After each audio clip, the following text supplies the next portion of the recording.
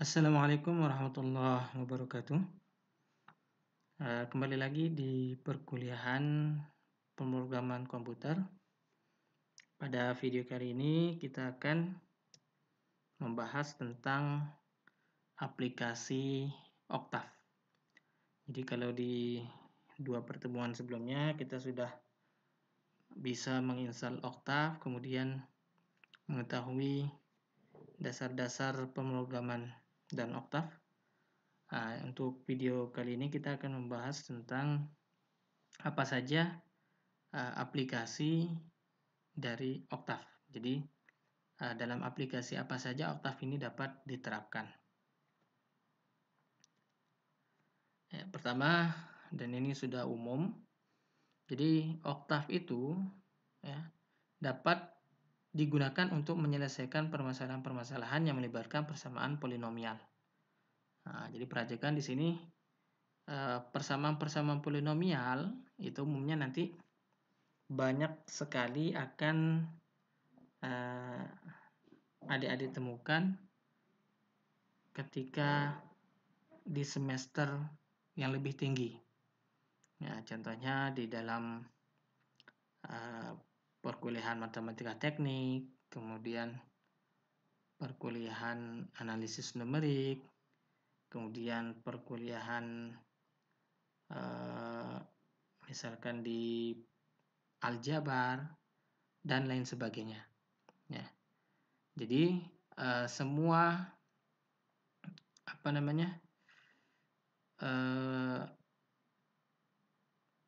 materi-materi yang mungkin kalian nanti akan dapatkan di semester yang lebih tinggi itu nanti dapat dibantu penyelesaiannya dengan menggunakan Octave ini. Nah, salah satunya biasanya yang sering kita temukan adalah fungsi polinomial. Jadi fungsi polinomial ini dari fungsi polinomial ini itu masalah yang dapat diselesaikan antaranya satu, mencari akar persamaan dengan metode-metode yang sudah ditentukan, misalkan di dalam analisis numerik itu ada metode bisection, kemudian ada metode regula falsi, kemudian ada metode fixed point, Newton, dan lain sebagainya. Kemudian evaluasi nilai persamaan nomor 2, kemudian turunan dari persamaan, integral dari persamaan, itu nanti bisa kita manfaatkan, bisa kita selesaikan dengan menggunakan Octave ini. Memang lebih khusus Octave ini memang sangat baik jika diterapkan pada permasalahan-permasalahan ini. Nah, contohnya kalau kita misalkan mau membuat fungsi polinomial itu di dalam Octave, jadi kita nanti akan menulisnya dalam bentuk vektor yang berisi koefisien dari persamaan tersebut. Kemudian koefisien dari persamaan polinomial ini disusun menurut pangkatnya. Jadi berdasarkan pangkat tertinggi dulu, itu yang terletak di paling kiri, sampai pangkat yang paling rendah terletak paling kanan. Contohnya di sini x pangkat 3 minus 2x pangkat 2 minus x plus 2. Nanti jika kita mau notasikan dia di dalam vektor, jadi kita tulis variabelnya di sini. Ini 1x berarti 1.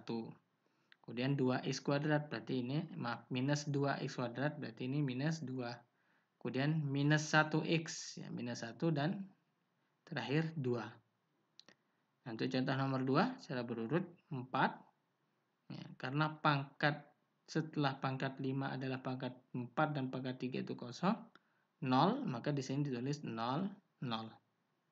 Kemudian minus 3, kemudian 2, kemudian 33. Jadi seperti itu. Ini cara kita menyusunnya. Nah, kemudian nanti ada suatu fungsi di dalam Octave yang disebut sebagai polyout.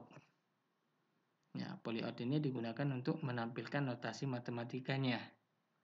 Jadi otomatis akan terbentuk dia persamaan matematisnya seperti ini. Nah, kemudian dengan Octave ini juga kita nanti dapat melakukan evaluasi terhadap fungsi polinomial. Dari contoh tadi, ya. Untuk yang pertama, fungsi pertama, fx sama dengan x pangkat 3 minus 2x kuadrat minus x plus 2. Untuk x sama dengan 5, berapa nilai fx-nya? Ya. Jadi di sini bisa kita lihat untuk y1, karena biasanya fx itu dinyatakan sebagai y. Y1 sama dengan polival P1,5. Ya, polival P1,5 berarti di sini digunakan untuk melakukan evaluasi polinomial terhadap fungsi P1 yang sudah kita deklarasikan sebelumnya untuk nilai x sama dengan 5. Ya. Kemudian yang kedua, ya. Untuk yang kedua di sini fungsi fx sama dengan x pangkat 5 minus 3x kuadrat tambah 2x tambah 33. Untuk nilai x-nya itu multi. Ya, multi nilai x sama dengan 7, x sama dengan 3, dan x sama dengan 15. Nah, di sini diperoleh y2 sama dengan polival P2,x. Nah, biasanya untuk nilai x-nya ini kita deklarasikan dulu. Ya, kita deklarasikan dulu dalam bentuk vektor juga, yaitu x sama dengan 7, 3, 15. Sehingga nanti jika dipanggil akan memperoleh nilai-nilai ini secara berurutan juga. Ini adalah untuk nilai 7, ini untuk nilai 3, dan ini untuk nilai 15. Nah, ini dia untuk evaluasi fungsi polinomial. Nah, kalau misalkan sekarang kita mau mencari akar fungsinya. Ya, akar fungsi polinomial, contohnya adalah akar dari fungsi polinomial fx adalah nilai x yang memenuhi fx sama dengan 0. Suatu fungsi polinomial dapat memiliki satu atau lebih akar. Nah, untuk mencarinya, itu nanti yang kita gunakan adalah perintah roots. Ya. Nah, itu adalah fungsi roots. Roots P1. Maka dia akan menemukan akar-akar persamaan dari fungsi polinomial yang pertama, fx sama dengan x pangkat 3 minus 2x kuadrat minus x plus 2. Nah, untuk mencari yang kedua, ya, persamaan yang kedua berarti roots P2. Nah, seperti itu. Jadi di sini harus diperhatikan dapat memiliki satu atau lebih akar. Ya. Baik. Berikutnya, jika kita mau mengimplementasikan oktav pada turunan, ya, dan integral dari satu fungsi. Jadi di sini dapat Anda gunakan nanti fungsi namanya polider atau poliderivatif dari P1, maka otomatis di sini akan memperoleh nilai turunannya. Ya, turunan pertamanya. Polider P1 sama dengan 3 minus 4 minus 1. Berarti ini turunan dari 3, jadi berubah jadi 3x kuadrat minus 4x pangkat 1 minus 1. Jadi sudah benar ya. Nah, kemudian nanti kalau kita mau integralkan berarti poliint P1, yaitu integral dari fungsi fx pertama ini. Diperoleh sama dengan 0,25. Ya. Berarti di sini x pangkat 4. Kemudian minus 0,667 atau 0,67x pangkat 3.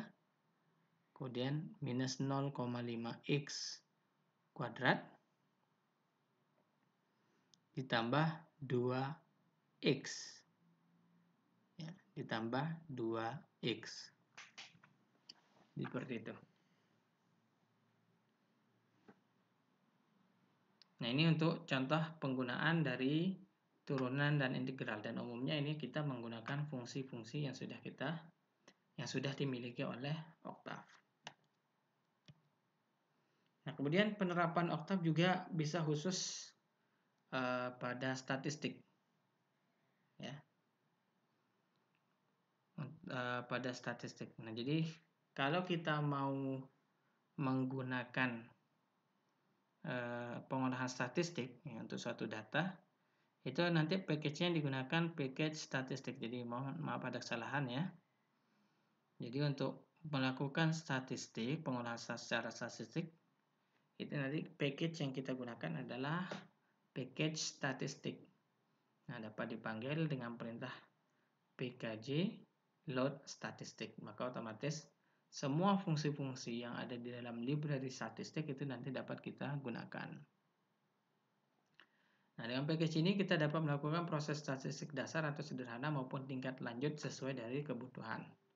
Nah, contohnya di sini nanti kita memiliki vektor A, kemudian kita dapat menghitung nilai rata-rata dari vektor ini.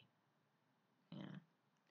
Jadi min ini adalah digunakan untuk mencari nilai rata-rata dari vektor A. Ya, kebetulan ini karena merupakan vektor, ini juga nanti bisa kita terapkan pada matriks. Nah, ini vektor matriks satu dimensi.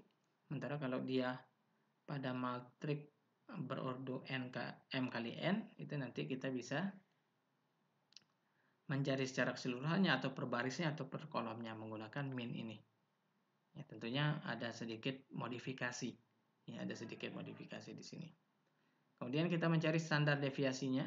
Ya, kita bisa peroleh juga langsung saja STDA. Nah, sementara kalau untuk fungsi tingkat lanjutnya, contohnya di sini kita mau mencari ANOVA, one way ANOVA. Ya. Nah, kita asumsikan misalkan membuat nilai Y, ya, nilai Y-nya kita buat dulu nilai grid-nya atau apa namanya matriksnya. Ya, matriksnya berukuran 5 kali 5. Kemudian nilai Y-nya ini sama dengan Y plus norm random 0,1,5,5, yaitu kita tentukan nilai-nilai di dalam array atau matriksnya. Ini nilai yang ditaruhkan. Ya, dia itu random. Sehingga diperoleh nilai Y di sini. Ini dia ukuran 5 kali 5 dan ini setiap elemennya. Nah, untuk menjalankan ANOVA one way, ya, ANOVA satu arah, itu nanti kita bisa mendeklarasikannya seperti ini. Jadi kita mendapatkan nilai p-valnya, kemudian f, kemudian dfb, kemudian dfw. Nah, langsung saja kita ketik ANOVA y. Jadi yang kita nilai ANOVA kan adalah array y ini, maka akan diperoleh. Nah, ini nilai p-value-nya, kemudian f-nya, kemudian dfb, dfw-nya. Nah, ini terlihat lebih lengkap, hanya mengambil nilai lebih sederhana karena hanya mengambil nilai intinya saja. Nah, kalau misalkan kita mau lebih komplit, nah, Anda bisa langsung saja ANOVA Y, maka otomatis luarannya itu seperti ini. Ya, udah dalam bentuk tabel yang nanti bisa kalian langsung capture atau simpan untuk nanti digunakan pada laporan seperti itu. Ya. Ini terlihat lebih komplit.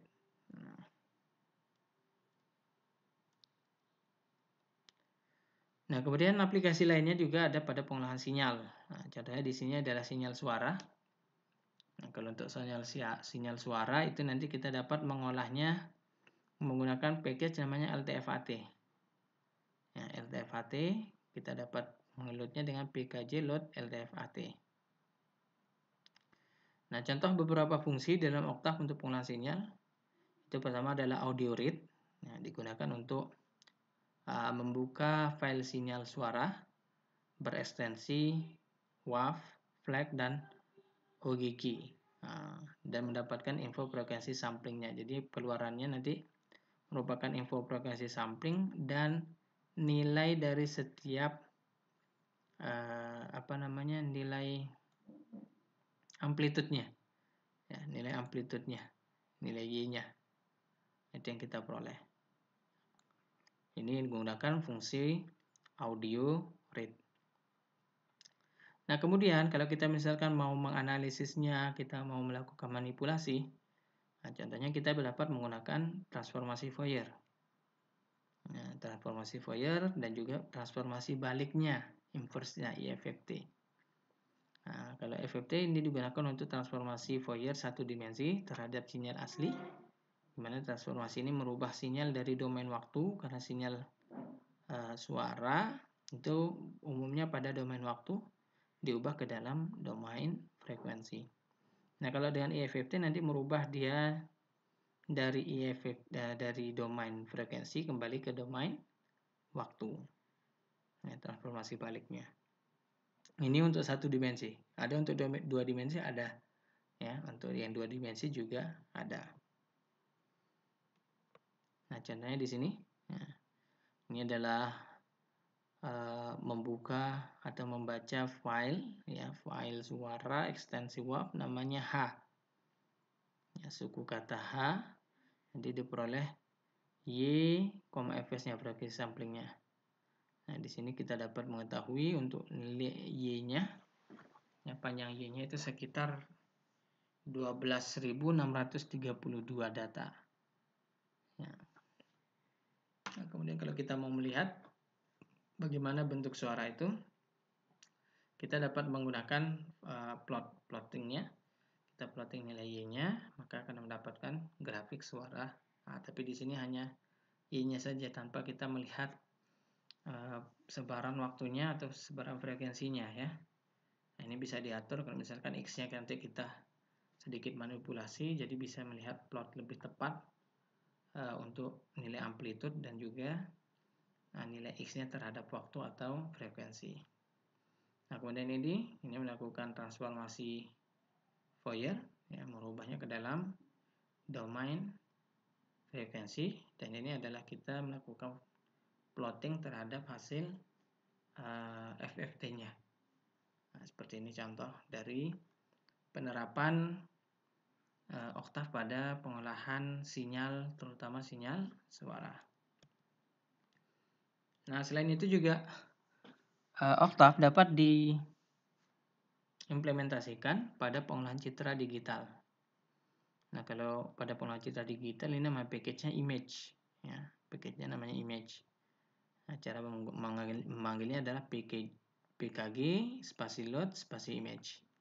Nah, beberapa fungsinya ini mirip seperti pengolahan suara, tapi berbeda di awalnya. Contohnya untuk memanggil atau membuka gambar, ya, kita gunakan imread, image read asalnya dari sana, ya. Nah, kemudian kita harus masukkan nama citranya dan ekstensinya. Nah, ekstensi yang biasa digunakan itu, yang dapat digunakan adalah yang .jpg, .png, .bmp, .tif, dan lain-lain. Nah, jadi nanti itu bisa dicek lagi, ya, di library-nya, di package-nya mana saja yang didukung oleh package image ini. Nah, kemudian nanti kita dapat menggunakan imshow untuk memplot image-nya. Jadi berbeda kalau sinyal tadi itu kita mau plot sinyalnya menggunakan plot langsung saja gitu, yang bawaannya oktav. Nah, sementara kalau citra itu khusus nanti kita gunakan adalah imshow. Jadi image show. Ini dikhususkan untuk membaca, menampilkan gambar dari image ini yang sudah kita baca menggunakan imread. Nah, kemudian nanti gambar yang sudah kita baca, image yang sudah kita baca, yang sudah di-load dalam oktav itu dapat dilihat histogramnya dengan menggunakan fungsi imhist.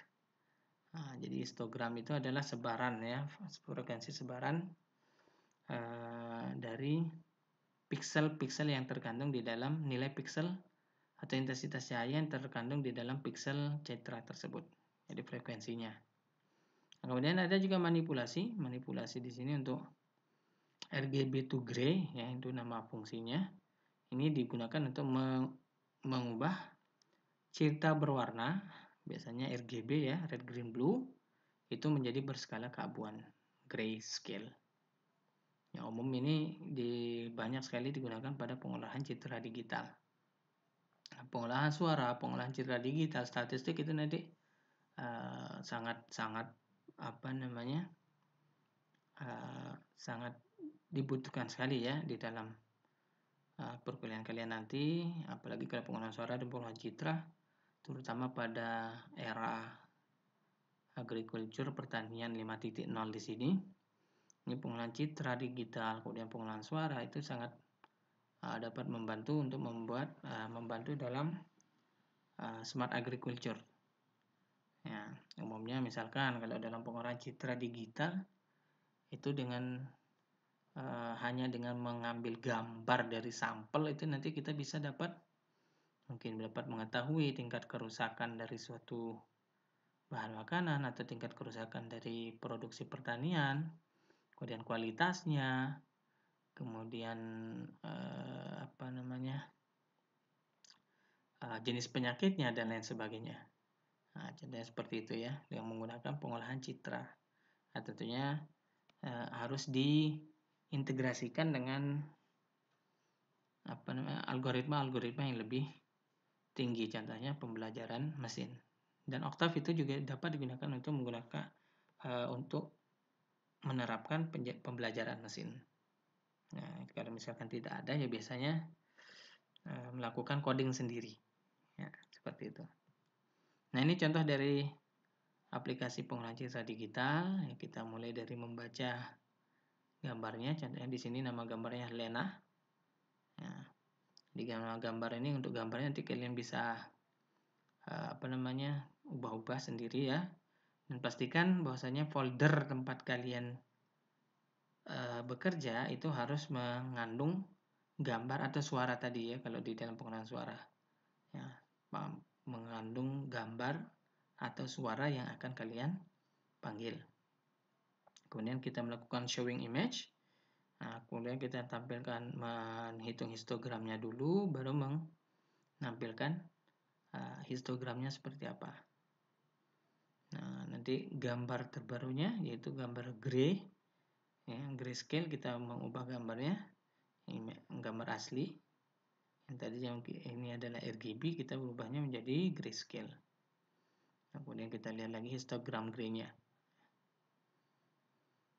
Nah, di sini sebenarnya berulang saja ya, cuman yang membedakan adalah ini yang pertama ini adalah untuk menampilkan citra RGB, sementara yang beberapa yang terakhir di sini adalah untuk menampilkan citra gray ya, dalam skala keabuan. Ya, mungkin ini saja yang dapat saya sampaikan pada perkuliahan ini. Terima kasih atas perhatiannya. Untuk lebih jauhnya, praktek lebih jauh, mungkin kalian bisa coba-coba ya mengetikkan contoh potongan coding yang tadi sudah saya berikan. Terima kasih atas perhatiannya. Sampai jumpa di video kuliah berikutnya. Wabillahi taufiq wal hidayah. Wassalamualaikum warahmatullahi wabarakatuh.